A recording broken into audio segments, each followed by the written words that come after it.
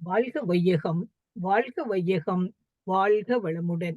குரு வாழ்க, குருவே துணை.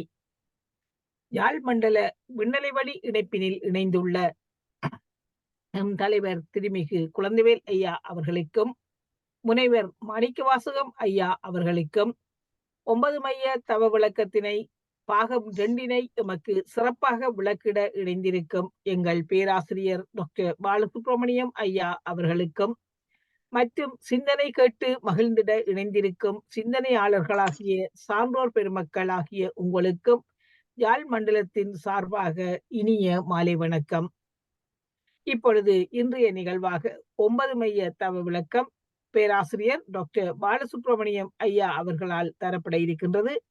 ஐயா அவர்களை ஒரு சிறு அறிமுகத்தோடு நாம் அழைத்திடுவோம். வேதாத்திரிய சிந்தனையால் இந்த உலகம் முழுவதையுமே சுற்றி கொண்டிருக்கும் எங்கள் ஐயா அவர்களை தெரியாமல் யாரும் இருக்க வாய்ப்பில்லை. இருந்த பொழுதிலும் விஞ்ஞான கண்கொண்டு மெஞ்ஞானத்தை ஆராய்ச்சியோடு விளக்கி வருகின்ற ஐயா அவர்கள் திருமந்திரத்திலும் கரை கண்டவர்.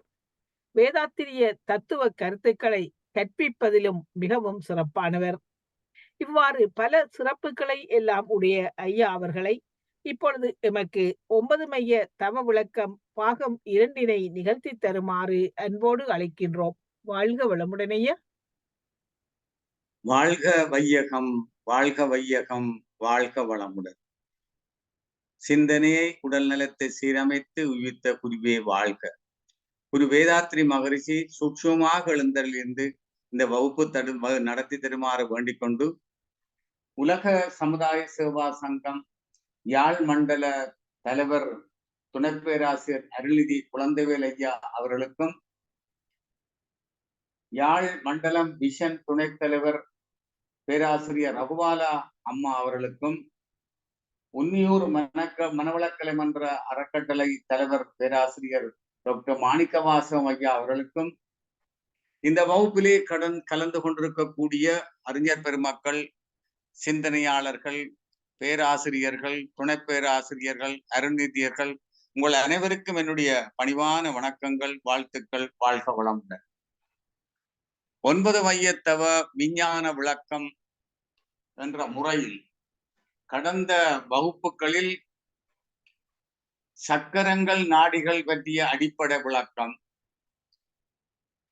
நாளமில்லா சுரப்பி என்றால் என்ன, அதனுடைய அமைப்பு, இயக்கம், முக்கியத்துவம், அவை எவ்வாறு ஒன்றோடொன்று இந்த உடலிலே இணைந்து இயங்கிக் கொண்டிருக்கின்ற இயற்கை அமைப்பு, இந்த மூலாதார சக்கரத்தினாலே ஆளப்படுகின்ற பால் சுரப்பி, அந்த பால் சுரப்பியிலே பெண் இனப்பெருக்க உறுப்புகள் பற்றியும், அதனுடைய முக்கியமான சூலகம், அதிலிருந்து முட்டை உருவாகிறது, கருப்பை பற்றிய விளக்கம், இவற்றில் வரக்கூடிய பிரச்சனைகள், கருக்கட்டலில் ஏற்படக்கூடிய தடைகள், பிரச்சனைகள், இவற்றை பற்றியெல்லாம் கடந்த வகுப்பில் விளங்கி கொண்டோம்.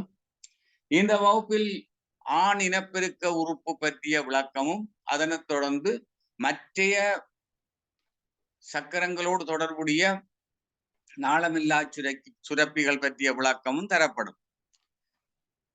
ஆண் இனப்பெருக்க உறுப்புல உடலுக்கு வெளியில அமைஞ்சிருக்கிற உறுப்புகளும் உடலுக்கு உள்ளே அமைஞ்சிருக்கிற உறுப்புகளுமாக 2 விதமாக இருக்கின்றது. உடலுக்கு வெளியில இருக்கிற உறுப்பு என்று சொல்லும் பொழுது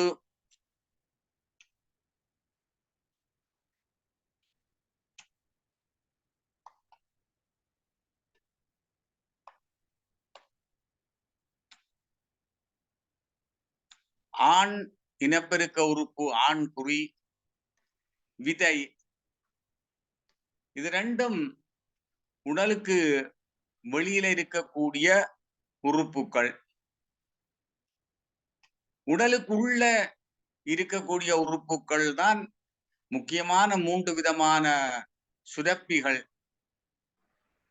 புரோஸ்டேட் சுரப்பி, செமினல் வெஹிக்கிள், கூப்பர்ஸ் கிளாண்ட், இப்படியான அமைப்புகள் உடலுக்குள்ளேயும் அமைந்திருக்கின்றது 2 விதமாக. உடலுக்கு வெளியிலையும், விதை உடலுக்கு வெளியில வைக்கப்பட்டிருக்கு, காரணம் இந்த வெப்பநிலை. அதிக வெப்பநிலையில விதை இருந்து உருவாகிற விந்தணுக்கள் உருவாகாது, அல்லது அதனுடைய இயக்கம் பாதிக்கப்பட்டு விடும், செயலிழந்து விடும். அதனால அது உடலுக்கு வெளியில வைக்கப்பட்டிருக்கின்றது. அப்ப நாங்கள் இந்த ஆண் இனப்பெருக்க உறுப்பை இந்த படத்துல நீங்கள் நல்லா விளங்கி கொண்டு வாருங்கள். இப்ப 2 விதைகள் இருக்குது. 2 விதைகள். இந்த 2 விதைகள் ஒரு வெளிர் சிவப்பு நிறத்துல இருக்கும். இப்படி ஒரு ஓவல் வடிவத்துல இருக்கும். இந்த விதையில இருந்துதான் விந்தணுக்கள் உற்பத்தியாகும். அந்த விதைக்குள்ள நாங்கள் பார்த்தோமா இருந்தால் இப்படியான அமைப்புகள் இருக்கும். விதைக்குள்ள குழாய் போன்ற சுருட்டி வைக்கப்பட்டிருக்கின்ற அமைப்புகள். கிட்டத்தட்ட 200 அறைகள் இருக்கின்றது.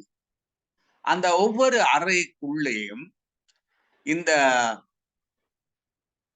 டியூப்புகள், குழாய்கள் போல, அதுக்கு பேர் செமினிஃபரஸ் டிபியூல், இப்படி சுருட்டி வைக்கப்பட்டிருக்கின்றது. இந்த குழாயில இருந்துதான் அது இந்த வெளி மேற்பரப்புல இருக்கிற செல்லுகள்ல இருந்துதான் விந்து அணுக்கள் உற்பத்தியாகும். அப்ப இந்த விதை, அந்த விதைக்கு மேல் பகுதியில எபிடிடிமிஸ், இது அந்த விதைக்குள்ள இருக்கிற அந்த குழாய்கள் சேர்ந்து அது ஒன்றாக வெளியில வரும். இந்த குழாய்கள் ஒன்று சேருது, இதுல இருந்து வார குழாய் ஒன்று சேருது, இதுல இருந்து வார குழாய் ஒன்று சேருது. அப்படி ஒவ்வொரு அறைகளிலும் இருந்து வார குழாய்கள் ஒன்றாக சேர்ந்து, அது பிறகு எல்லாமே ஒன்றாக சேர்ந்து, அது எல்லாம் இப்படி எபிடிடிமிஸ் என்ற அமைப்பாக விதைக்கு வெளியில வந்து விதைக்கு மேல்புறமாக இப்படி அமைந்திருக்கும். இது ஒரு முக்கியமான இடம். இந்த இடத்துலதான் இந்த விந்து விதை இருந்து வர வித்து, விந்து என்று சொல்லக்கூடாது, வித்து, சீட், வித்து வந்து இந்த எபிடிடிமிஸ் என்ற பகுதியில அது கிட்டத்தட்ட 3 கிழமைக்கு நிற்கும்.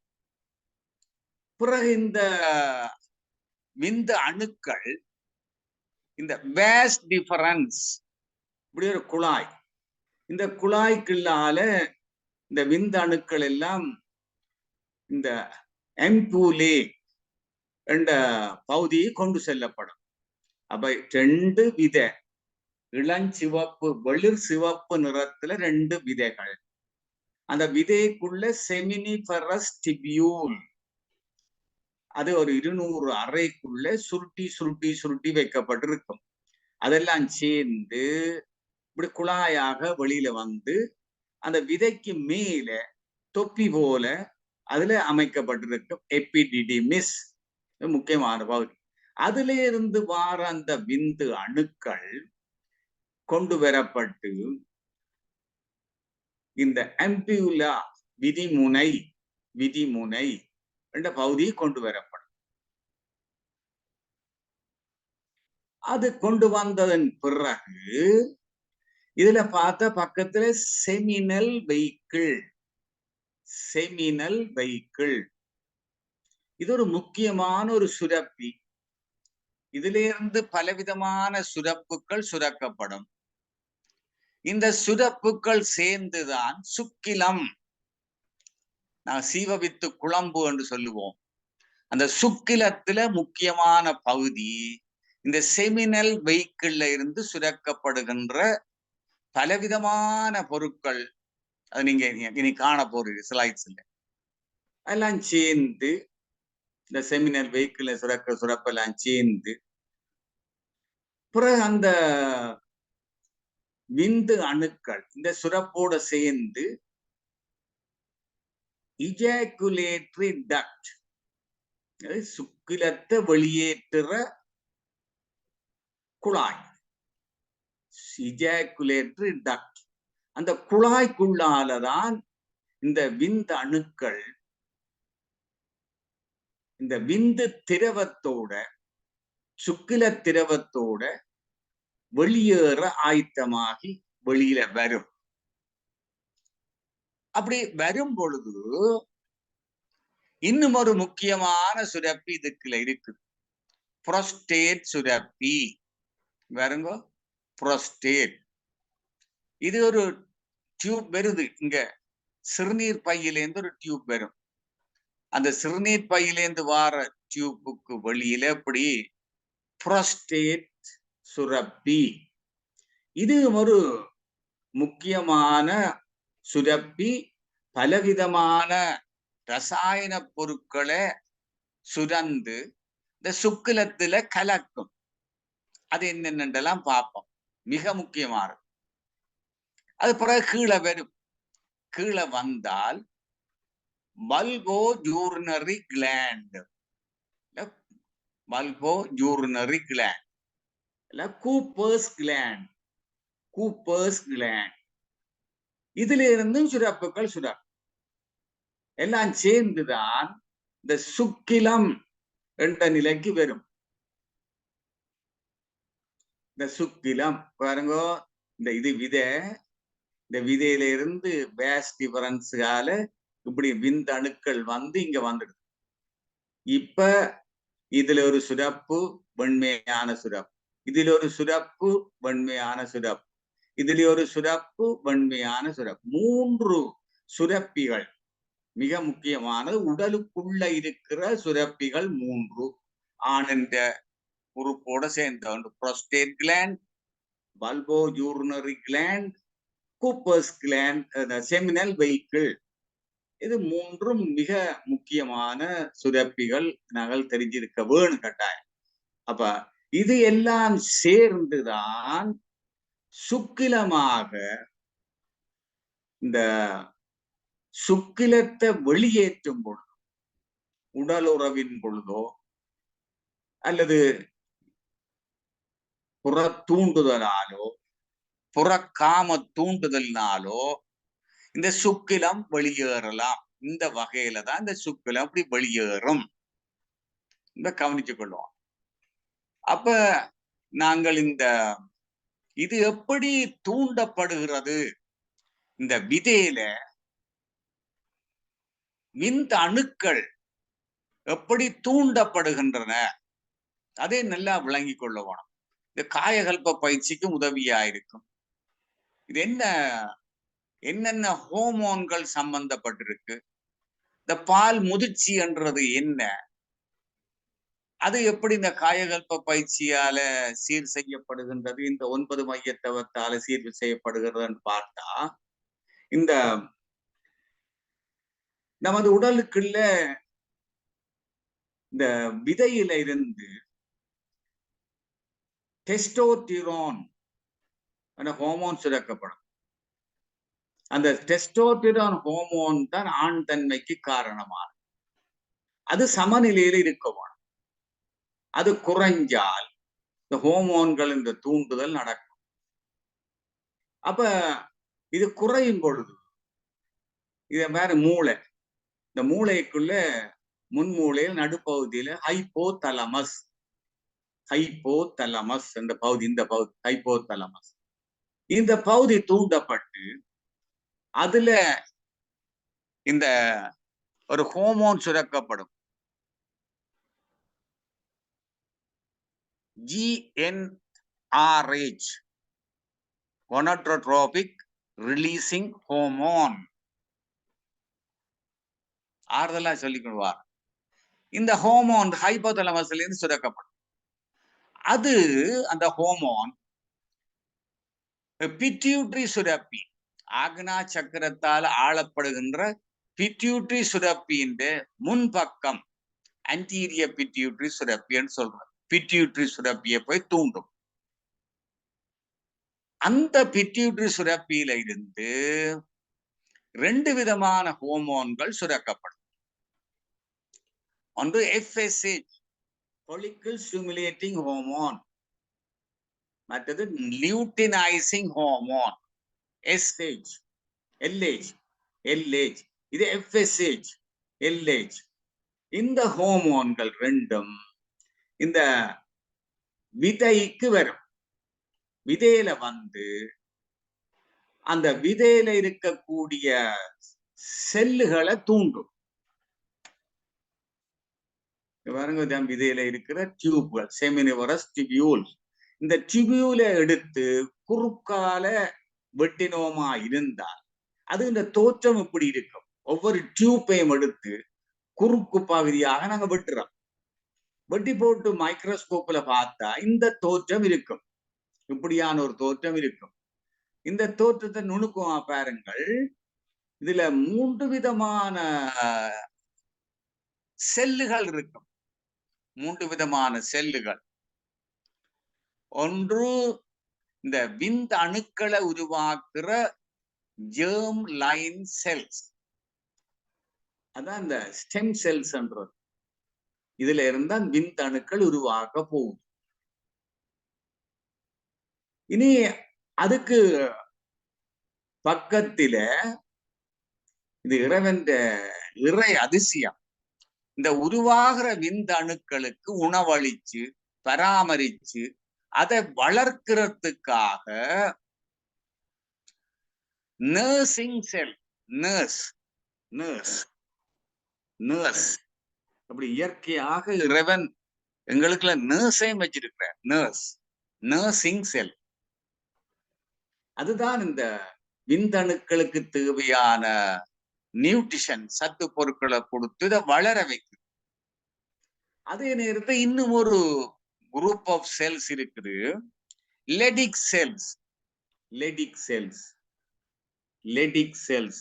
இதுல வாய்ச்சி பாருங்க, 3 விதமான செல்ஸ்.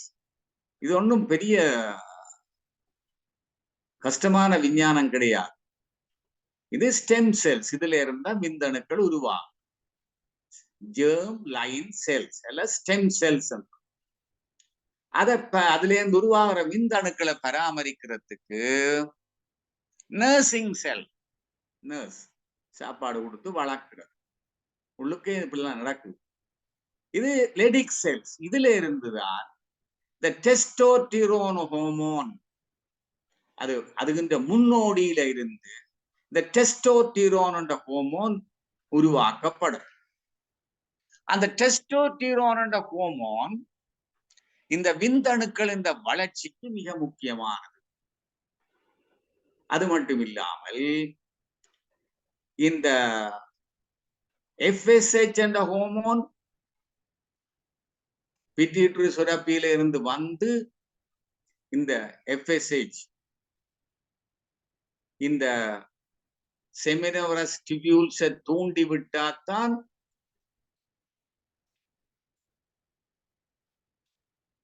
இந்த விந்தணுக்கள் உருவாக தொடங்கும். இந்த டெஸ்டோஸ்டிரோன் ஹோமோன் உற்பத்தி ஆகும். இந்த நிலையில தான் அந்த பிள்ளை பால் முதிர்ச்சி அடைகின்றது என்று சொல்லப்படும். நாங்க காயகல்ப பயிற்சியில படிக்கல, மேலதிகமான விந்துநாத சக்தி நடுநாடி ஊடாக முள்ளந்தண்டு வழியாக பால் சுரப்பிக்கு வந்து சேரும் பொழுது பால் முதிர்ச்சி நடக்கிறன்னு சொல்றோம். இதை நாங்கள் மருத்துவ விஞ்ஞானப்படி விளங்கப்படுத்தினால் இந்த ஹைபோதலமஸ்ல இருந்து GnRH என்ற ஹோமோன் வரும். அது பிட்யூட்டரி சுரப்பிய முன்பக்கத்தை தூண்டும், anterior pituitary. அது இந்த follicle stimulating hormone, LH hormone ரெண்டையும் சுரக்கும். அது இப்படி வந்து இந்த விதையை தூண்டும்.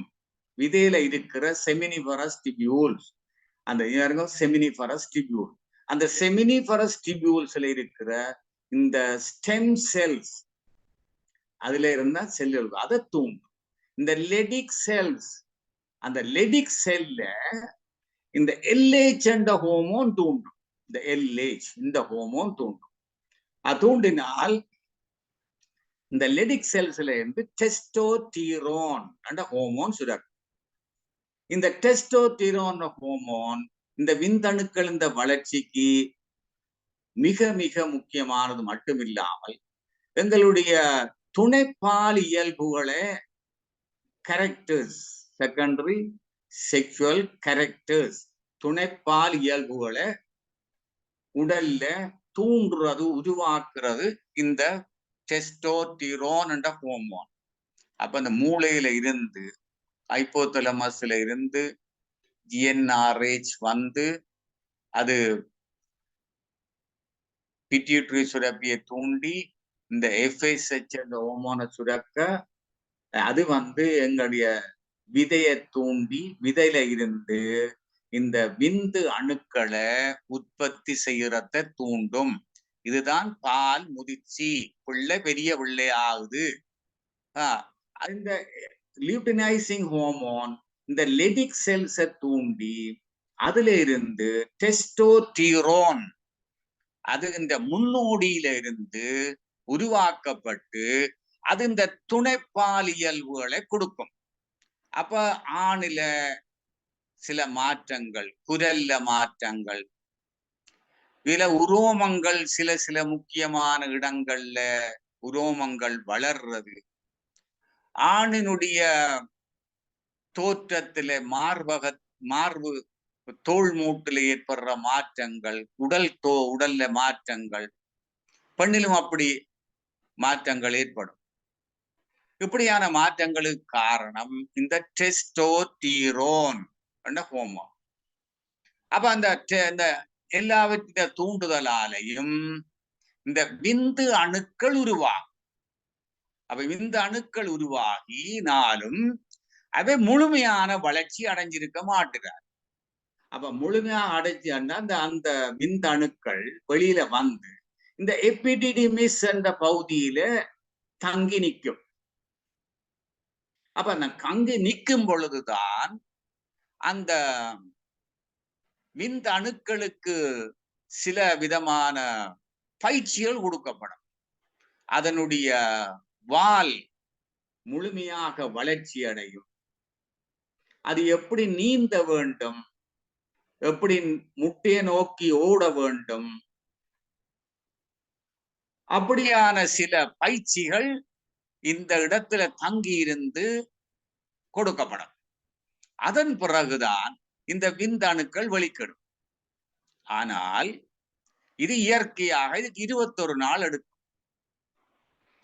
ஆனா நாங்கள் இது இயற்கையா நடந்து நமது உடலுக்குள்ள ஒரு இயற்கையான உந்து சக்தி உருவாகும். இந்த விந்தை வெளியேற்ற வேண்டும் என்ற ஒரு உந்து சக்தி உருவாகும். இயற்கை எப்படி வாயில உமிழ்நீர் உருவாகுதோ, எப்படி சலம் மலம் உருவாகி அது கழிக்க வேண்டும் என்ற உந்து வேகம் வருகின்றதோ, அப்படியான ஒரு விந்து வேகம் இந்த 21 நாளுக்கு பிறகு ஏற்படும். அதுதான் இயற்கை. அப்படியானால் தான் இந்த விந்து முழுமையாக, இந்த விந்து அணுக்கள், வித்து முழுமையாக உருவாகி அது இன்னும் ஒரு உடலை கட்டுவதற்குரிய ஆற்றலை பெற்ற விந்தணுக்களாக இயங்க தொடங்கும். ஆனால் நாங்கள் புறக்காம தூண்டுதலினால இந்த விந்தணுக்கள் முழுமையாக உருவாகியோ வளர்ச்சி அடைஞ்சோ அது இந்த ஆற்றலை பெற முதல் இந்த புறக்காம தூண்டுதலின் வழியாக இதை வெளியேற்ற எத்தனிக்கலாம். அப்படி எத்தனிச்சால் இந்த விந்தணுக்கள் அது சரியான முறையில ஆற்றலோட அதுக்குரிய நீந்துற ஆற்றல், பரம்பரை அலகுகளை கொண்டு செல்லுற ஆற்றல், முட்டைய தேடி செல்ற ஆற்றல், முட்டைக்குள்ள முட்டையினுடைய வெளி அந்த ஓட்டைய ஓடை துளைச்சு கொண்டு உள்ளே செல்ற ஆற்றல் இல்லாது போய்விடும். அதனால அந்த விந்து அணுக்கள் வீரியமற்ற விந்தணுக்கள், வேதாத்திரி மகர்ஷி நீர்ப்புத்தன்மை என்று சொல்லுவார். இந்த நீர்ப்புத்தன்மை வந்துவிடும். இது வரக்கூடாது. அப்ப இந்த ஒழுங்குல இவ்வளவு நடக்கவன். எந்த ஒழுங்குல? அதாவது இப்படி இந்த டெஸ்டோஸ்டிரோன் அளவு மாறைக்குள்ள இது இப்படி ஒரு தூண்டுதல் வந்து இது FSH சுரக்கோணும், LH சுரக்கோணும்.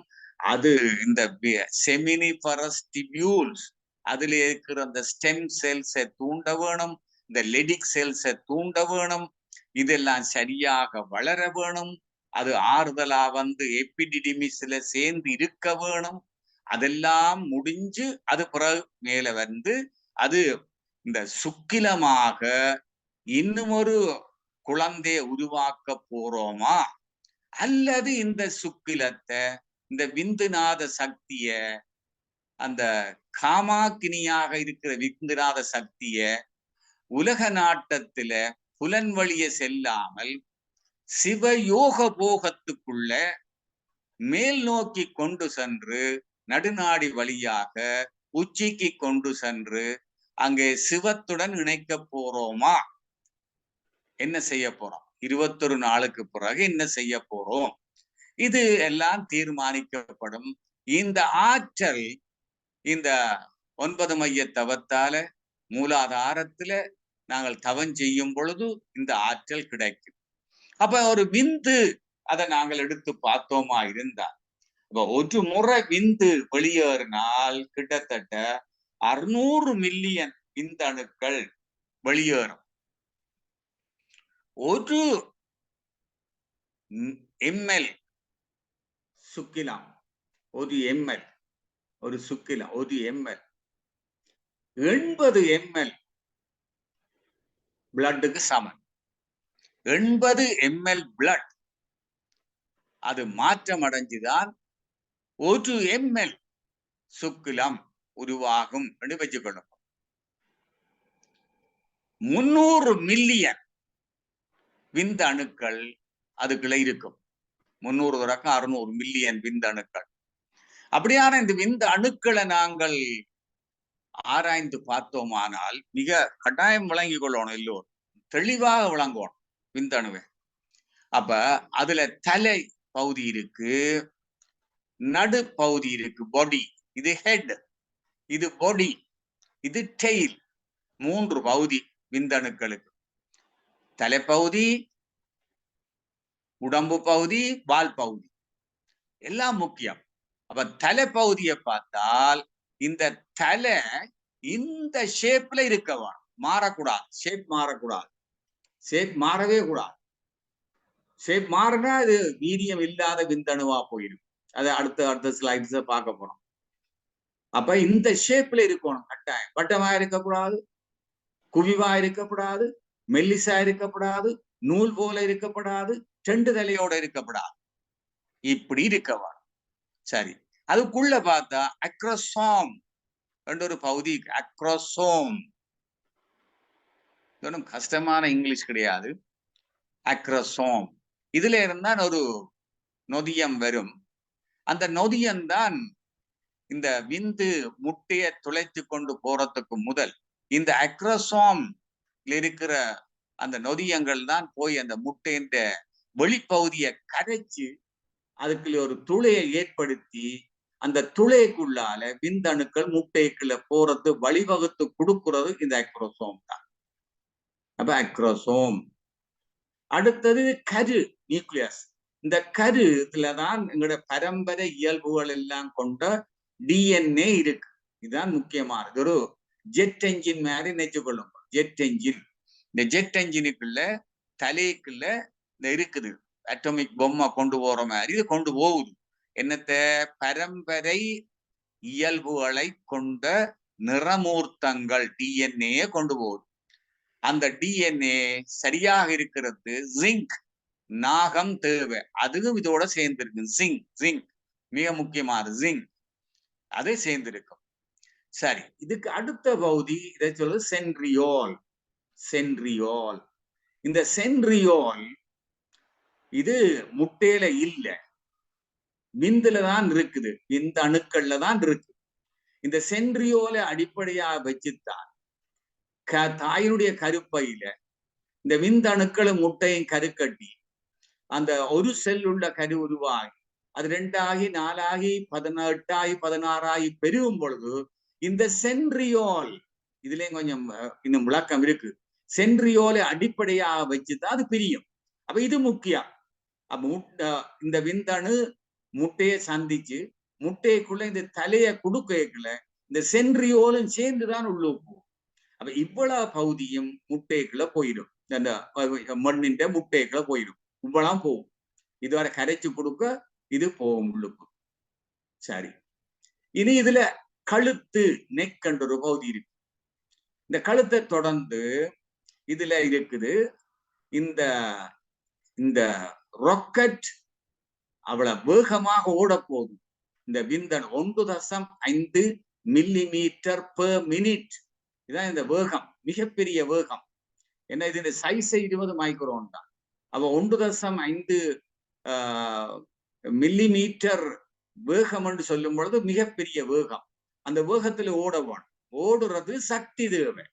அந்த சக்தியை கொடுக்குற எப்படி ஒரு ராக்கெட் என்ஜின்ல அந்த அந்த எரிபொருட்கள் வைக்கப்பட்டிருக்கோ அதே மாதிரி இழைமணிகள், இழைமணிகள் இப்படி நூற்றுக்கணக்கான இழைமணிகள் ஒரு நூல் மாதிரியான பிலமெண்ட்ல வச்சு அது அதுக்குள்ள அடுக்கி வைக்கப்பட்டிருக்கு. இதுல இருந்தா சக்தி பிறப்பாகி இந்த சக்தியை கொண்டுதான் இந்த விந்தணு ஓடும். இந்த வாலை கொண்டு ஓடுறதல்ல, இந்த இந்த சக்தியை கொண்டு. வால் அது ஓட்டத்துக்கு துணியா இருக்கும், அதுக்கு திசையை காட்டி கொண்டிருக்கும், உந்து தள்ளுதலை கொடுத்து கொண்டிருக்கும். அப்ப இது இந்த இந்த விந்து அணுக்களுக்குள்ள இருக்கக்கூடிய இந்த மிடில் பீஸ், நடுப்பகுதியில இருக்கக்கூடிய நூற்றுக்கணக்கான இழைமணிகள் சக்தியை உருவாக்கி அந்த சக்தியை கொடுக்கத்தான் இந்த விந்தணு பின்பக்கம் திரும்பி பார்க்காமல் ஒரு பக்கமாக பார்த்து ஓடிக்கொண்டிருக்கும்.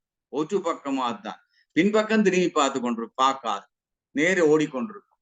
அப்ப இப்படியான இந்த விந்தணுக்கள் ஒரு முறை நாங்கள் உடலுறவு கொள்ளும் பொழுது 200 தொடக்கம் 300 மில்லியன் விந்தணுக்கள் வெளியேறும்.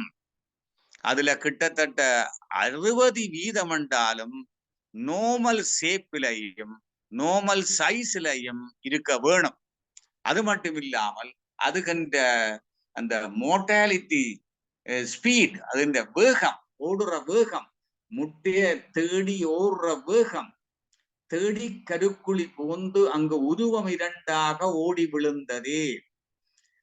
திருமூல சொல்ற, அங்கு ஓடி உருவம் 2ஆக ஓடி விழுந்ததே. உருவம் 2 உருவத்தை என்னதுல எக்ஸ் குரோமசோமும் Y குரோமசோமும் இருக்கு விந்தணுக்கள்ல. முட்டையில எக்ஸ் குரோமசோம் இருக்கு. அப்ப இங்க இருக்குது எக்ஸ் இருக்குது, Y இருக்கு. எக்ஸ் இன்னொரு முட்டையின் எக்ஸோட சேர்ந்தா பெண் குழந்தை, Y பெண்ணின் எக்ஸ் குரோமசோமோட சேர்ந்தால் ஆண் குழந்தை. அப்ப 2 குழந்தைகள் உருவாகும். திருமூலருக்கு அந்த காலத்தை தெரிஞ்சிருக்கு. கருவை ஒளிந்தவர் கண்ட நூல் புருடன் உடலில் பொருந்தும் மற்றும் ஓரார் திருவின் கருக்குழி தேடி புகுந்து அங்கு உருவம் 2ஆக ஓடி விழுந்தது. இது போய் சொல்லுகிறத சொல்ற. அப்ப ஓடுற இப்ப 30 மினிட்ஸ் ஓடும். அவ்வளவு கட்டாயம் ஓடியே ஆகணும். இந்த ஸ்பீட் குறைஞ்சால் அது பிள்ளை பிறகு சில வேளை பிள்ளைன்ற குணங்கள் மாறலாம், தன்மைகள் மாறலாம், கரு உருவாக விடலாம், மகேஸ்வரனாக குழந்தை வரலாம், திருமால் மாதிரி குழந்தை வரலாம், பிரம்மா மாதிரி குழந்தை வரலாம். அந்த ஓட்டத்தை பொறுத்து.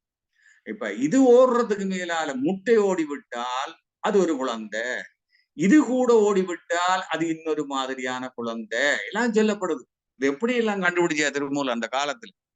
அப்ப ஆனந்த வாழ்க்கை காலத்துல 500 பில்லியன் விந்தணுக்களை உருவாக்கும். சரி, இப்ப இதுல நாங்கள் பார்ப்போம் இந்த புரோஸ்டேட் முக்கியமானது.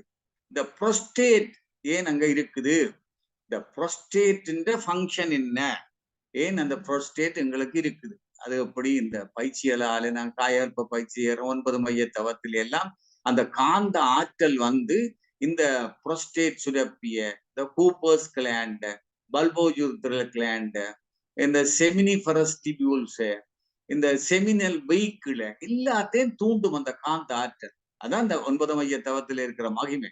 அப்ப இந்த புரோஸ்டேட் வந்து அதுல இருந்து சுரக்கிற அந்த சுரப்பு கிட்டத்தட்ட 35% இந்த சுக்கிலத்தின் திரவத்துக்கு காரணமாயிருக்கிறது இந்த புரோஸ்டேட்ல இருந்து சுரக்கப்படுகின்ற வெள்ளை கிரே, வைட்டிஸ் கிரே புளிது காரணமாக முக்கியமானது.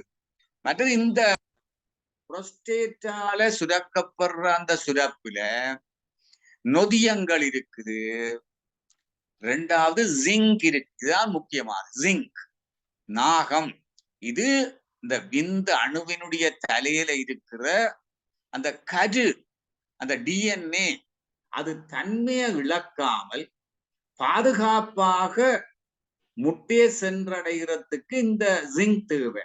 அப்ப ஜிங்க் இதுல இருந்து சுரக்கப்படும். உங்களோட உணவுல ஜிங்க் எடுத்துக்கொள்ளும். இப்ப சிட்ரிக் ஆசிட் இருக்கு, இன்னும் பல பொருட்கள் எல்லாம் இருக்கு. புரோஸ்டோகிளாண்டின் என்ற ஒரு ஆன்டி பாடிஸ் இருக்குது. அதெல்லாம் விந்தணுக்கள் பெண்ணினுடைய கருப்பைக்குள்ள போன பிறகு அந்த பெண்ணினுடைய அந்த கருப்பையில இருக்கிற அந்த அறிவு நினைக்கும் இது ஒரு தொற்று பிற பொருள் வந்திருக்கு இந்த கருப்பைக்குள்ள, ஆனபடியால் அதை அழிக்க வேணும் என்று அது ஆன்டிஜென்களை உருவாக்கி விட்டுரும். அப்படி நடக்காம இருக்க இந்த புரோஸ்டேட் சுரப்பியிலிருந்து சுரக்கப்படுற புரோஸ்டோகிளாண்டின் அண்ட் ஆன்டிபாடிஸ் இது இந்த விந்தணுவுக்கு ஒரு பாதுகாப்பு கவசமாக இருந்து கொண்டு மெல்ல விந்தணுக்களை மறைச்சு கொண்டு போய் முட்டையோட சேரும் வரைக்கும் மறைச்சு கொண்டு போகும். அப்ப அந்த கருப்பையில இருக்கிற அந்த அறிவுக்கு இது புலப்படாது. அப்ப அது இந்த விந்தணுக்களை அழிக்காது. இல்லாவிட்டால் ஆன்டிஜன் ஆன்டிபாடி ரியாக்ஷன் நடந்து இந்த விந்தணுக்கள் அழிக்கப்பட்டு விடும். ஆனா அப்படி அல்ல. அதுக்கு இதெல்லாம் இறை ஆற்றல், இறை அதிசயங்கள்.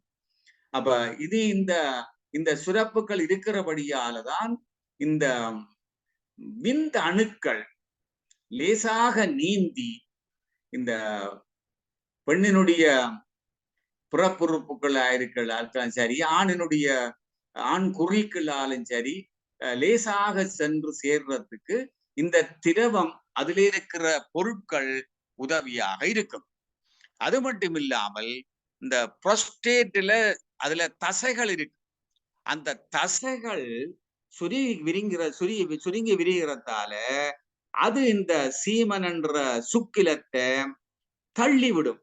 இதுக்குள்ள பெண்ணினுடைய புறப்புறுப்புக்குள்ள தள்ளி விடுறதுக்கு உதவியா இருக்கும். இது இப்படி இந்த புரோஸ்டேட் ஏன் இருக்குன்ற கேள்வி.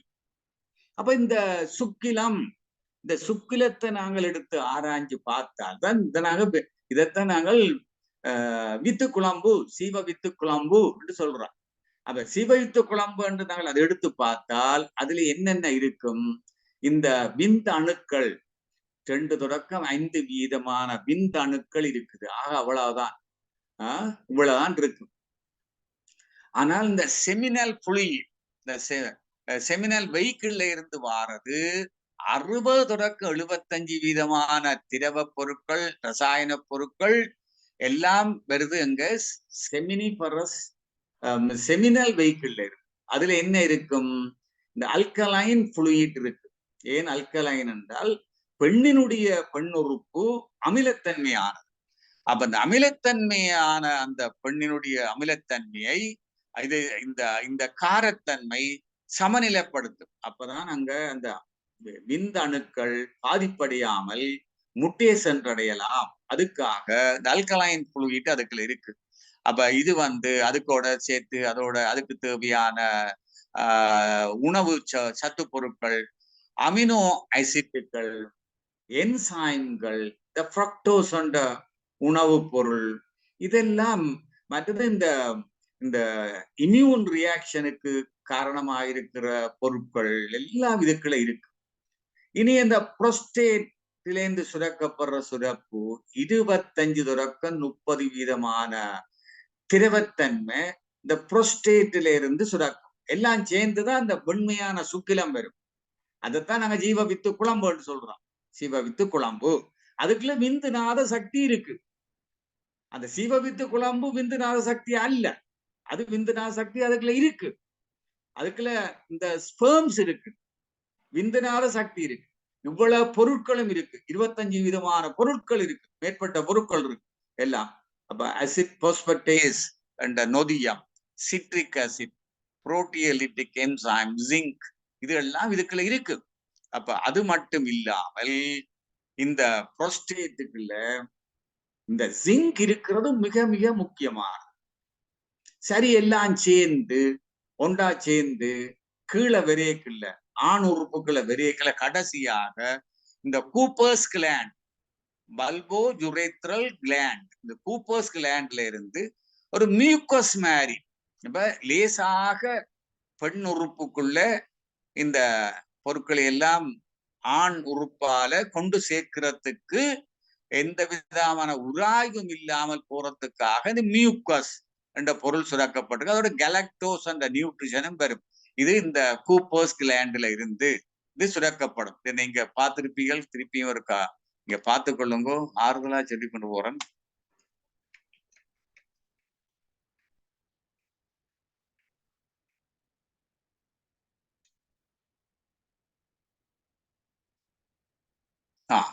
பாருங்க, இதுல seminal vehicle, prostate therapy, Cowper's gland, bulbourethral gland எல்லாம் இருக்கு. சரி, இதெல்லாம் சேர்ந்து நம்ம இயற்கையான முறையில இந்த விந்தணுக்கள் உருவாக்கப்பட்டு அந்த விந்தணுக்கள் சரியான காலத்துல சரியான நேரத்துல சரியான கருப்பைக்குள்ள அந்த விந்தணுக்கள் சேர்க்கப்பட்டால் கரு உருவாகும். ஆனால் ஏதாவது காரணத்துக்காக இந்த விந்தணுக்கள் அதனுடைய தோற்றம், உருவமைப்புகள், இயல்புகள் எல்லாம் மாறுபட்டு போகும். அப்ப சாதாரணமாக இப்படி இருக்க வேண்டும். ஆனால் இது இந்த தலையில ஏதாவது மாற்றங்கள் சிறியதா இருக்கலாம், இந்த இப்படி வட்ட வடிவமானதா இந்த வடிவத்தில் இருக்கலாம், வட்ட வடிவத்தில் இருக்கலாம், அதுக்கு இந்த தலையில ஒரு நடுவில் ஒரு சின்ன ஒரு பள்ளம் ஏற்பட்டிருக்கலாம், இல்லாட்டா 2 தலைகள் வரலாம், அல்லாவிட்டால் அதனுடைய நடுப்பகுதியில ஏதாவது மாற்றங்கள் வரலாம், மொத்தமா வரலாம், மெல்லிதாக வரலாம், இல்ல பக்கவாட்டுல பல்ஜிங்கா வரலாம், இல்லாட்ட இப்படி ஜிக்ஸாக் மாதிரி வரலாம், இல்ல அந்த வால் 2 வால் வரலாம், 3 வால் வரலாம், வால் கட்டையா இருக்கலாம், வால் சுருண்டு போயிருக்கலாம், அதுக்குள்ள இருக்கிற கருவில மாற்றங்கள் வரலாம். இதால இந்த ஸ்பெர்ம் உருவாகிற வித்து டிஃபெக்டிவா வந்துடும். இப்ப டிஃபெக்டிவான வித்து வந்துடுது, அது கரு கட்டாது, அப்ப கரு உருவாகாது. இப்ப இது இந்த 9 மைய தவம் செய்யும் பொழுது, காயகல்ப பயிற்சி செய்யும் பொழுது இந்த விந்தின் உற்பத்தி சீராக நடக்கும்.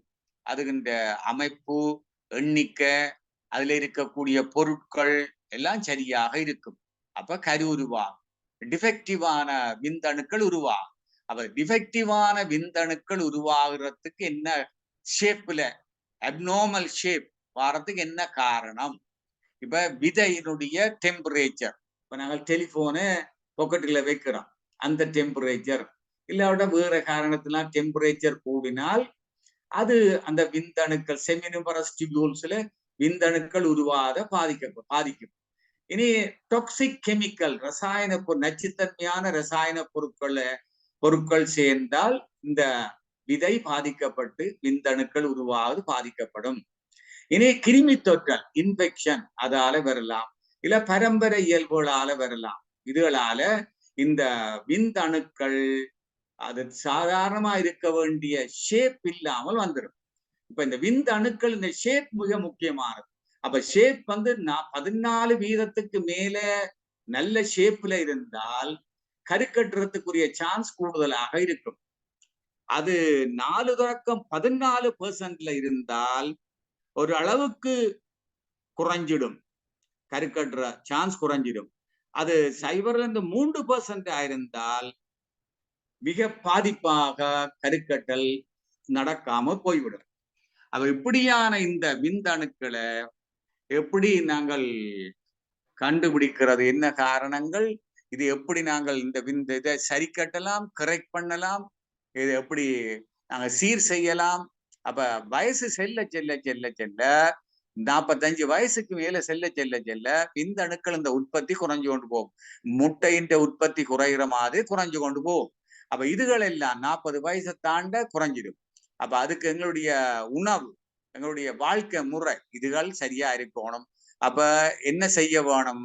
ரெகுலர் எக்ஸசைஸ், உடற்பயிற்சி, எளிய முறை உடற்பயிற்சியா, யோகா பயிற்சியா, தி மெடிடேஷன், தியானம், எங்களுடைய 9 மைய தவம், காயகல்ப பயிற்சி, பிராணாயாம பயிற்சி, இப்படியான பயிற்சியால இந்த விந்தணுக்கள் இந்த உருவத்துல மாற்றங்கள் ஏற்பட்டு அது கருக்கற்ற தன்மை இழக்காம பார்த்து கொள்ளலாம். இனி நாங்களாவே சில விதமான ஹோமோன்களை எடுக்கக்கூடாது. செல்ஃப் மெடிக்கேட்டட் டெஸ்டோஸ்டிரோன் கண்டபடி யூஸ் பண்ணக்கூடாது. ஸ்டீராய்ட்ஸ்ல கண்டபடி யூஸ் பண்ணக்கூடாது. இனி நாங்கள் புகைத்தல், ஹெவி டொபாக்கோ அல்லது மதுபானம் அருந்துதல், இனி தடை செய்யப்பட்ட மருந்துகளை பயன்படுத்துறது இதால. மற்றது இந்த கோப்பியில் இருக்க கெஃபேன், அதுவும் இந்த விந்தணுக்கள் இந்த உற்பத்தியை உருவத்தை மாற்றும். இனி நாங்கள் அதை தவிர்க்கலாம். இனி நிறைய குறைக்கணும், வெயிட், ஓவர் வெயிட்டா இருக்க. இனி சிலர் சுடுதண்ணீக்கு டப்புக்களை இருந்து குளிப்பார்கள். அப்ப அந்த கொட்டா இருக்கக்கூடாது, தண்ணி கடுஞ்சூடா இருக்கக்கூடாது. அதுவும் அந்த விந்து உருவாகிறத பாதிச்சு விடும். அப்ப அதை நாங்கள் கவனத்தில் எடுக்கணும். அப்ப இப்படியான இந்த பெண் இனப்பெருக்க அமைப்பு நான் கடந்த வகுப்புல படிச்ச நாங்கள் அது முதல்ல முட்டைகளை உருவாக்குது, பிறகு பிறப்பு வரைக்கும் குழந்தைகளை பாதுகாத்து பராமரிக்கிறது. இது வந்து பெண்ணுக்கு. ஆணுக்கு இனப்பெருக்க அமைப்புக்கு விந்து உற்பத்தி மட்டும்தான், வேற வேலை கிடையாது. அப்ப ஆண் இனப்பெருக்க உறுப்பை நாங்கள் எடுத்து பார்த்தால் அது உடலுக்கு வெளியிலே இருக்குது. ஒரு பகுதி நான் முன்பு குறிப்பிட்டது போல விதையும் அதோடு சேர்ந்த பகுதியும், உள்ளுக்கு மற்ற பகுதி இருக்கும். அப்ப ஆண் இனப்பெருக்க மண்டலத்தை 3 வகையா பிரிக்கலாம். ஒன்று விந்து உற்பத்தி, மற்றது வெப்பநிலையை ஒழுங்குபடுத்துறது, விந்தணு உற்பத்தியில அது விந்தகத்துல நடக்கிற அந்த செயல்பாடுகள், அது அந்த விதையில நடக்குது முதலா. 2வது அது வித்து பை, அதுக்குள்ள இருக்கக்கூடிய இந்த சுரப்பிகள், செமினல் வெஹிக்கிள், மற்றது புரோஸ்டேட் சுரப்பி, இந்த விந்து நாளம், அதுகள் இருக்கிறது. மற்ற இந்த விந்து அணுக்கள் கொண்டு போய் பெண்ணினுடைய இனப்பெருக்க உறுப்புக்குள்ள சேர்க்கிறது. அது இவற்ற வேலை தான். இது இந்த ஆணின் வேலையா இருக்கும். அப்ப இதுல அந்த டெஸ்டோஸ்டிரோன் ஹோமோன், ஈஸ்ட்ரோஸ்டிரோன் ஹோமோன் சுரக்கிறபடியால இந்த பெண்களுக்கு ஆண்கள்லையும் மாற்றங்கள் ஏற்படும். துணைப்பால் இயல்புகள், ஆண்கள்ல டெஸ்டோஸ்டிரோனால வலிமையான தசைநார்கள் வருது, கட்டையான குரல் வருது, முகம் மற்ற பகுதிகள்ல கை மடிப்புக்குள்ள, கால் மடிப்புக்குள்ள முடி வளர்றது, பரந்த தோல், இப்படியான வளர்ச்சிகள். மற்றது இந்த விந்தணுக்களை வளர்ச்சிக்கான ஹோமோன்கள், முகத்துல மீசை, தாடி அதில் முளைக்கிறது, எல்லாம் இதுவும் இந்த ஹோமோன்களை காரணமா இருக்கு. இந்த அளவில் நாங்கள் மூலாதார சக்கரத்தால ஆளப்படுகின்ற இந்த இனப்பெருக்க உறுப்புகள் பற்றி ஓரளவுக்கு கூடுதலான விளக்கம் தரப்பட்டிருக்கின்றது. பெண் இனப்பெருக்க தொகுதியை பற்றியும் ஆண் இனப்பெருக்க தொகுதியை பற்றியும் எந்த அளவுக்கு ஒரு மனவளக்கலை பேராசிரியரோ மனவளக்கலை அறிஞர் தெரிஞ்சிருக்க வேணும், இந்த அளவு கட்டாயம் தெரிஞ்சிருக்க வேணும் என்ற அளவில் அதற்குரிய விளக்கங்கள் கொடுக்கப்பட்டிருக்கின்றது. நாங்கள் அடுத்த வகுப்புல சுவாதிஷ்டான சக்கரத்துக்குள்ள செல்வோம் என்று கூறிக்கொண்டு, இப்படியான ஒரு அரிய வாய்ப்பை எனக்கு தந்து கொண்டிருக்கின்ற யாழ் மண்டல தலைவர் துணை பேராசிரியர் குழந்தைவேல் ஐயா அவர்களுக்கும், யாழ் விஷன் துணைத் தலைவர் ரகுபாலா அம்மா அவர்களுக்கும், உன்னியூர் மனவளக்கலை மன்ற அறக்கட்டளை தலைவர் பேராசை மாணிக்கவாசம் ஐயா அவர்களுக்கும், இந்த வகுப்பிலே கலந்து கொண்டிருக்கக்கூடிய அறிஞர் பெருமக்களாகிய உங்களுக்கும் என்னுடைய நன்றிகளும் வாழ்த்துக்களும். வாழ்க வளமுடன். இனி ஏதாவது கேள்விகள் இருந்தால் முடிந்த வரையில என்னால பதில் தரக்கூடிய இருக்கும். வாழ்க வளமுடன். நன்றி அம்மா, நன்றி ஐயா. வாழ்க வளமுடன். மிக அற்புதமாக அனாட்டமிக் கிளாஸ்ல வந்து ஆணினுடையது பெண்ணினுடையதுல நம்ம காயகல்பத்துல என்ன செய்யறோங்கிறது ரொம்ப விளக்கமா சொன்னீங்க. அதனால முதல்ல நம்ம டாக்டர் ஐயா அவர்களை வாழ்த்திடுவோம். எல்லாரும் துரிய நிலையில வருங்க. 9 மைய தவ விஞ்ஞான விளக்கத்துல நம்ம காயகல்பத்துக்கு உகந்த சப்ஜெக்டை எடுத்து கொடுத்தவரை நம்ம வாழ்த்திடலாம். இலங்கை பேராசிரியர் டாக்டர் பாலசுப்ரமணிய ஐயா அவர்கள் வாழ்க வளமுடன். அவர்களுடைய உடல்நலம், மனநலம், குடும்ப நலம், நட்பு நலம் வாழ்க வளமுடன். அவருடைய ஆன்மீக தொண்டு வாழ்க வளமுடன். வாழ்த்துக்கள் ஐயா. எனக்கு 2 சந்தேகங்க ஐயா. சொல்லுங்க ஐயா. இப்ப இந்த மெடிக்கல் சயின்ஸ்ல ஒரு டாக்டர் என்கிட்ட சொன்னாரு, இந்த ஜீவ வித்து குழம்புல இருந்து நீங்க சொல்ற காயகல்பத்துல இருந்து அந்த வந்து ஓஜோஸா மாத்தி நீங்க உச்சந்தலைக்கெல்லாம் கொண்டு போக முடியாது, இது கற்பனைன்னாரு. இல்லைங்க, நாங்க எல்லாம் இத்தனை ஆயிரம் பேர் செஞ்சு அதை சக்சஸ் பண்ணி காமிச்சிருக்கிறோன்னா அது உங்களுடைய எண்ணத்தின் வலிமையை தவிர அப்படிங்கிறாரு. அவங்களுக்கு எப்படி நம்ம ப்ரூவ் பண்ண முடியுங்க ஐயா? அது ப்ரூவ் பண்றதுக்கு ஐயா, அவர் முதல்ல செய்து பார்க்க வேணும். செய்து பார்த்து அதுல வார விளைவை கண்டாத்தான் அவருக்கு அது நம்பிக்கை வரணும். மற்றபடி வரையாது. அது முதல்ல அதுல நம்பிக்கை வரணும். நம்பிக்கை வந்தா தானே அவர் செய்து பார்த்தா தானே சொல்லலாம். இப்ப மற்றவர்ல நாங்கள் செய்யல. இப்ப எங்களுடைய திருமூலர் கூட அந்த நாள்ல அவர் சொல்லியிருக்கிறார். எப்படி இந்த விந்து நாத சக்தி அது கொண்டு செல்லப்படுகிறது, எங்க சகஸ்டதளத்துக்கு மூலாதாரத்திலிருந்து அது எப்படி கொண்டு செல்லப்படுகிறது, அது என்ன வழியில கொண்டு செல்லப்படுகிறது, எப்படி கொண்டு செல்லலாம், அல்லது அந்த விந்தை எப்படி நாங்கள் இன்னொரு பெண்ணினுடைய கருப்பைக்குள்ள கொண்டே சேர்க்கலாம், எப்படி எந்த நாள் மென்சஸ் வந்து எத்தனையாவது நாள் சேர்த்தா கரு உண்டாகும், எத்தனையாவது நாள் சேர்த்தா கரு உண்டாகாது, அப்படி ஞானிகள் இத்தனை நாள்ல உடல் உறவு கொள்ளலாம், அல்லது அந்த ஞானிகள் பரியங்க யோகத்தின் மூலம் இந்த விந்துநாத சக்திய உச்சிக்கு கொண்டு போய் இந்த சிவ சக்தியோட இணைக்கலாம். வெள்ளி உருகி பொன்வழி ஓடாமே கள்ளத்தட்டனார் கரியுட்டி மூர்னார் கொள்ளி பரிய குழல் வழியே சென்று வள்ளி உண்ணாவில் அடக்கி வைத்தாரே சொல்ற, அடிச்சு போய் சொல்ற. அப்ப அவர் சொல்றாரே, அப்ப அப்படி இத்தனை ஆண்டுகளுக்கு முதல் இப்ப நாங்க செய்து பார்ப்போம். ஞானிகள் செய்தார்கள், பயனை கண்டார்கள். இப்ப நாங்க செய்யறோம். நாங்க செய்த வழியால எங்களுக்கு இவ்வளவுக்கான ஓரளவுக்கு எங்களுக்கு நோய் எதிர்ப்பு சக்தி வந்திருக்கு, எங்களுடைய தோற்றத்துல மாற்றங்கள் வந்திருக்கு, குரல்ல மாற்றங்கள் வந்து நாங்க பாக்குறோம். நாங்க இப்ப இத்தனை வருஷமா காயகல்ப பயிற்சியறோம். ஆனால் அந்த காயகல்ப பயிற்சிய முழு நம்பிக்கையோட சரியான முறையில நாங்கள் அந்த அஸ்வினி முத்திரையை முறையான அஸ்வினி முத்திரையை போட்டு அந்த அஸ்வினி போடைகளை என்ன விதமாக அந்த மூலாதார மலவாசல் பகுதியில மாற்றங்களை நீங்க உணர்றீர்கள். அதுல அது சூடு வருதா, வைப்ரேஷன் வருதா, அதுக்கப்புறம் நாங்கள் எழுக்கைகளை உச்சிக்கு போய் உச்சியில குளிருதா, முதல்ல மணிபூரகத்துல உணர்றீங்களா, அப்புறம் அநாகதத்துல உணர்றீங்களா, அப்புறம் உச்சியில உணர்றீங்களா, இது எல்லாம் நாங்க உணர்ந்து செய்யல மாற்றங்களை காணலாம். நாங்க கண்டிருக்கிறோம். சரி, இப்படி செய்து கொண்டு போவோம். நாங்கள் எங்களை உணவுன்ற அளவில் எங்களுக்கு மாற்றங்கள் வந்திருக்கு. நாங்கள் இப்ப பயிற்சி செய்யறதுக்கு முதல் சாப்பிட்ட அளவு சாப்பாடா இப்ப நாங்க சாப்பிடுறோம்.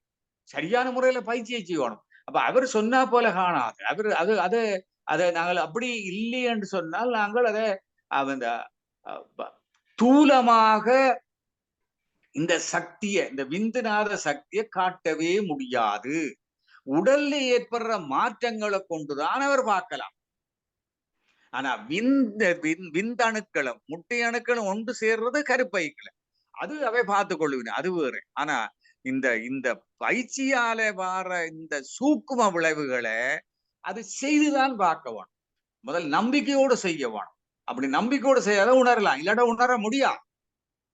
இப்ப நாங்கள் விந்துநாத சக்திய அக்னை கொண்டு போய் துரியத்துக்கு கொண்டு போய்க்கல திருமூல சொல்றாரு, ஒளி ஓசை ஒலி ரெண்டும் கேட்கும், கேட்குது. வாழ்க வளமுடன் ஐயா. இத நம்ம நம்பிக்கிட்டு இருக்கிறோம். ஆனா அவங்க மெடிக்கல் சயன்ஸ்ல நானும் என்னென்னமோ சொல்லி பார்த்தேன் கேட்கல. ரைட். நம்ம ப்ரூவ் பண்ணுவோம். அடுத்தது ஐயா, 2வது கேள்வி. மெடிக்கல் சயின்ஸ்ல நீங்கள் ப்ரூவ் பண்ண முடியாது. சூக்குமமான விந்துநாத சக்தியை நீங்கள் ப்ரூவ் பண்ண முடியாது. அது ப்ரூவ் பண்ண இயலாது. ஆனால் உடல்ல ஏற்படுற மாற்றங்களை கொண்டு அதை அதை அனுபவிக்க வைக்கலாம். அப்ப அப்ப இப்ப அஸ்வினி முத்திரை சரியா போடேக்கல பெண்களுடைய கருப்பையில் இருக்கிற ஃபைப்ராய்ட்ஸ் அது இல்லாம போயிருக்கு. இந்த ஆண்கள் இந்த விந்தின் அமைப்புல மாற்றங்கள் ஏற்பட்ட ஆண்களுக்கு இந்த பயிற்சியை சரியா செய்யல விந்தின் எண்ணிக்கையில மாற்றங்கள் வந்திருக்கு. விந்தின் அளவுல மாற்றங்கள் வந்திருக்கு. விந்தின் உருவமைப்புல மாற்றங்கள் வந்திருக்கு. அதை டெஸ்ட் பண்ணி பார்க்கலாம். ஸ்பெர்ம் கவுண்ட பார்க்கலாம். ரைட்டுங்க. 2வது கேள்வி. ஐயா டாக்டர் ஐயா.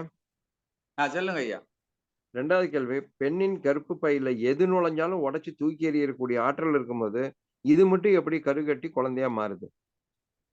அதான் நான் சொல்ல ஐயா. அது ஒன்றென்றால் இந்த இந்த விந்த அணுக்கள் பெண்ணினுடைய கருப்பைக்குள்ள உள்ளிடும் பொழுது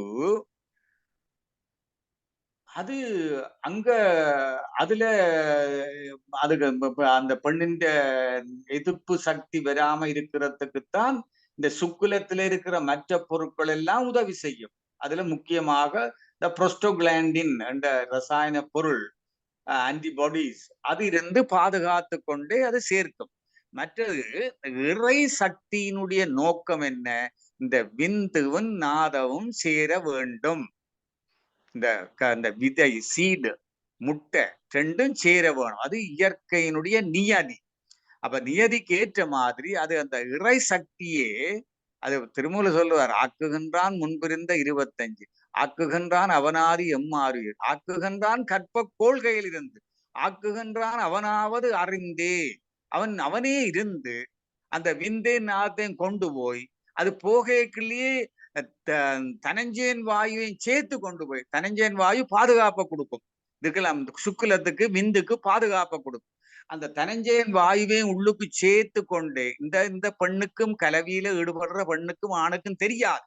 ஆனால் அந்த இறை சக்தி அதோட சேர்ந்து உள்ளுக்கு போய் அங்க இருந்து இது எந்தெந்த முறையில செய்ய வேணுமோ அதெல்லாம் செய்து அந்த உடலை கட்டி முடிக்கும் பண்ற. வாழ்த்துக்களுங்க. நன்றி. நேரம் கருதி யாராவது கேள்வி கேட்கறதா ஹேண்ட் ரைஸ் பண்ணலாம். வாழ்க வளமுடன். உலக நல வாழ்த்து யாரு பாடுறீங்க? டக்குன்னு மைக்கை அன்மியூட் பண்ணுங்க, இல்ல ஹேண்ட் ரைஸ் பண்ணுங்க. உலக நல வாழ்த்து பாடுகிறவர்கள் ஹேண்ட் ரைஸ் அல்லது அன்மியூட் பண்ணி உடனே பாடலாங்க. டைம் ஆயிடுச்சு. வாழ்க வளமுடன். மாயினா கணேஷ் ஐயா அன்மியூட் பண்ணுங்க. இப்ப பேசுங்க. உலகமெல்லாம் பருவமழை ஒத்தபடி பெய்யட்டும், உழவரெல்லாம் தானியத்தை ஓப்புடனே பெருக்கட்டும், பல தொழில்கள் புரிகின்ற பாட்டாளி உயரட்டும், பகுத்துணர்வில் தொகுத்துணர்வு பண்பாட்டை உயர்த்தட்டும், கலகங்கள் போட்டி பகை கடந்தாட்சி நடக்கட்டும், கல்லாமை கடன் வறுமை கலகங்கள் மறையட்டும், நலவாழ்வை அளிக்கும் மெய் ஞான ஒளி வீசட்டும், நம் கடமை அறவாழ்வின் நாட்டத்தே சிறக்கட்டும், நம் கடமை அறவாழ்வின் நாட்டத்தே சிறக்கட்டும். வாழ்க வையகம், வாழ்க வையகம், வாழ்க வளமுடன். நன்றி. வளமுடன். உலக நல வாழ்த்து பாடிய மானிய கணேஷ் அவர்கள் வாழ்க வளமுடன். வாழ்த்துக்கள். நன்றி. இந்த நிகழ்வை இந்த அளவில் நிறைவு செய்கிறோம். வாழ்க வளமுடன். அம்மா ரகுபாலம்மா முடிச்சுக்கலாங்கம்மா. ஓகே ஐயா. வாழ்க வளமுடன். வளமுடன். வாழ்க வளமுடன். நன்றி ஐயா. வாழ்க வளமுடன். வாழ்த்துக்கள் டாக்டர். வாழ்க ரகுபாலம்மா. நன்றி அம்மா. நன்றி ஐயா. வாழ்க வளமுடன் ஐயா. சிறப்பான சிந்தனையா இருந்தது ஐயா. நன்றி அம்மா. நன்றி.